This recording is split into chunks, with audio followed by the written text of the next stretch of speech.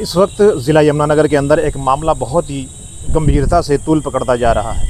मामला SP hospital, जो private hospital है बूढ़िया चौक और फव्वारा चौक जगाधरी के बीच में, सरस्वती स्कूल के सामने, वहाँ का मामला बताया जा रहा है। परिजन आज डीसी को ज्ञापन देने के लिए आज ज़िला उपायुक्त पार्थ गुप्ता के समक्ष पेश हुए थे। मामला क्या था?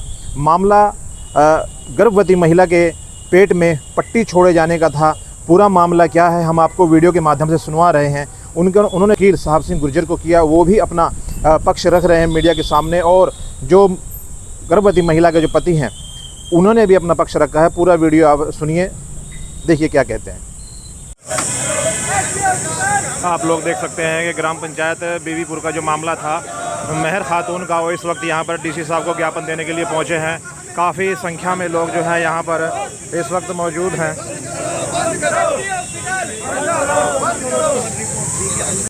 सारी रिपोर्ट ठीक थी, कभी भी ब्लड की कमी नहीं, किसी भी चीज़ की कमी नहीं, लेकिन रात को आके बोलने लगे कि हमने ऑपरेशन करना पड़ेगा। तो उन्होंने जल्दबाजी में ऑपरेशन किया। ऑपरेशन करके डॉक्टर अनूप गोयल है, जो यहाँ पे सिविल हॉस्पिटल में डिप्टी CMO है, उनकी वाइफ है डॉक्टर सोना गोयल, तो उन्होंने ऑपरेशन किया और सब फैमिली वाले खुशहाल थे। बेटा पास हुआ तो डॉक्टर अनूप गोयल ने आके अंकल से बोला कि खान साहब पोता हुआ है, आपको मुबारक हो। उसके बाद 8 दिन बाद 15 तारीख को हमारी छुट्टी हो गई।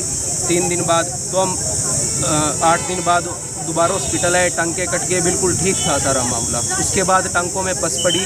पस पड़ने के बाद हम हॉस्पिटल गए दोबारा, तो मैम ने बोला कि आप अल्ट्रासाउंड कराओ। हम डॉक्टर प्रदीप के पास अल्ट्रासाउंड कराने के लिए गए। उन्होंने हमको बाहर भेज दिया अंदर से कि आप बाहर बैठो, मैं मैम से बात करता हूँ। उन्होंने कॉल पे बात करी, मैम को बोला कि ऐसे ऐसे आपके पेशेंट को दिक्कत है कि अंदर कुछ रह गया है। हमें इस बात का पता नहीं था। मैम ने बोला कि आप रिपोर्ट नॉर्मल दो।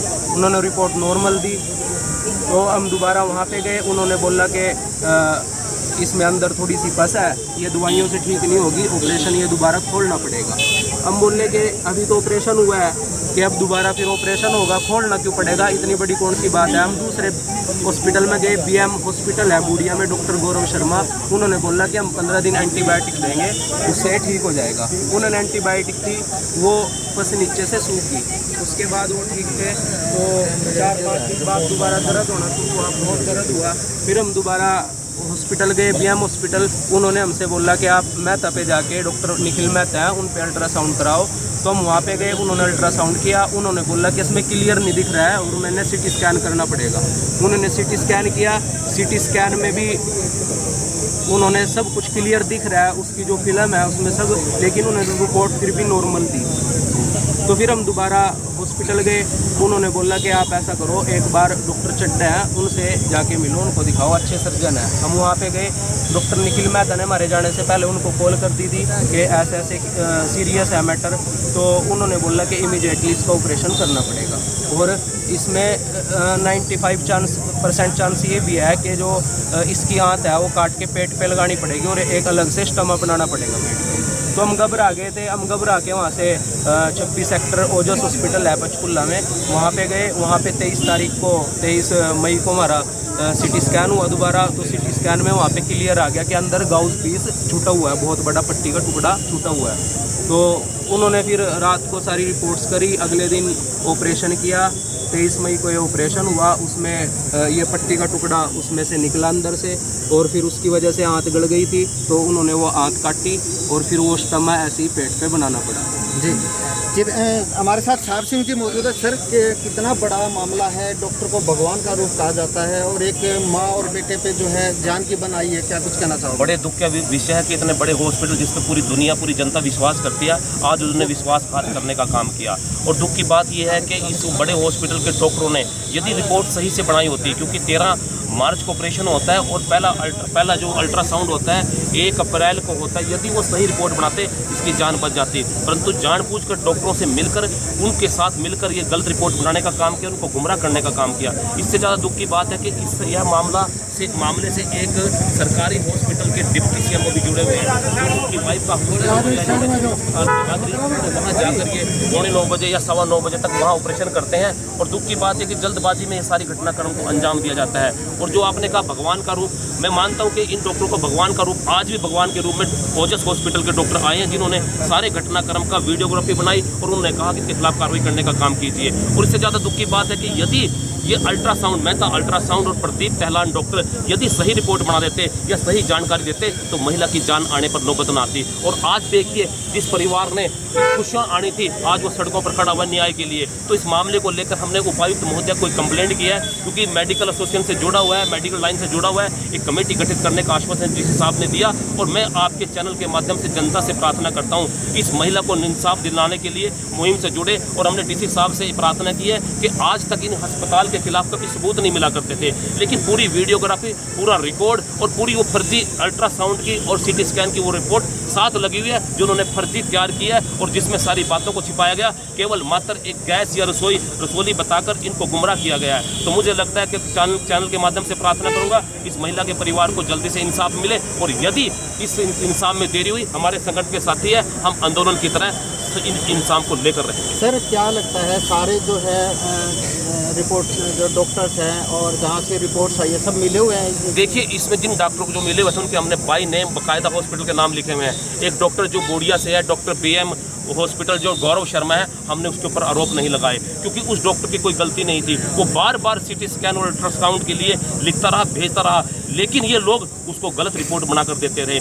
ये जो डॉक्टर इनको वापस भेजना चाहते थे SP अस्पताल में, लेकिन ये रिपोर्ट लेकर जाते रहे BM अस्पताल बोडिया के अंदर। तो उस डॉक्टर का कोई कसूर नहीं है, वो एंटीबायोटिक सिर्फ केवल इस आधार पर, इस रिपोर्ट के आधार पर देता रहा। इसलिए वो लोग जो शामिल थे, 3 से 4 डॉक्टर, उनके बाई नेम बाकायदा हॉस्पिटल नाम लिखे हैं। और मैं कह सकता हूँ कुछ डॉक्टर ऐसे भी थे जो भगवान के रूप में आए और कुछ डॉक्टर ऐसे थे जो शैतान के रूप में देखने को मिले हैं। इनके खिलाफ हम कार्रवाई की मांग करते हैं। आपने पूरा वीडियो सुना है और इसका अंदाज़ा भी आपने बखूबी लगा लिया होगा कि इस वक्त ज़िला यमुनानगर के अंदर मैं कहता हूँ कि इतनी लापरवाही शायद ही इतिहास के पन्नों में कभी आपने पढ़ी हो। लेकिन यहाँ पर लापरवाही डॉक्टरों को, जिनको भगवान और जिनको जो है ना मसीहा के तौर पर माना जाता है, तो इस घटना को देख और सुनकर लोग यही सहज अंदाज़ा लगा रहे हैं कि आखिरकार हमारी सेहत के साथ भी ऐसा ही कहीं खिलवाड़ आने वाले समय में न हो जाए। तो इसलिए सरकार से और ख़ास तौर से प्रशासन, ज़िला प्रशासन से लोग गुहार लगा रहे हैं। जैसा आप लोगों ने यहाँ पर लोगों को इकट्ठा होते हुए देखा, वो यही कह रहे हैं कि हमारे साथ भी आने वाले, हमारे ही नहीं बल्कि किसी के साथ भी, कोई भी गरीब हो उसके साथ भी ये जो है घटना घट सकती है। इसको लेकर जो है ना सरकार को सख्त कदम उठाने होंगे, चूँकि यहाँ पर मामला सिर्फ एक डॉक्टर और मरीज़ का नहीं है। चूँकि हॉस्पिटल है, नामी ग्रामी हॉस्पिटल है, अल्ट्रासाउंड जितने भी यहाँ पर सेंटर्स हैं, उन तमाम की मिलीभगत, जैसा कि इन लोगों ने, परिजनों ने बताई है, वो निकल कर सामने आ रही है कि कैसे ये लोग अपना एक सिंडिकेट, यानी कि इसको सिंडिकेट कह सकते हैं, सिंडिकेट चलाए हुए हैं और आपस में फ़ोन पे बातचीत करते हैं। मरीज़ को जो है अंधेरे में रखा जाता है और अपनी पूरी बात, पूरी सेटिंग ये लोग किए रहते हैं।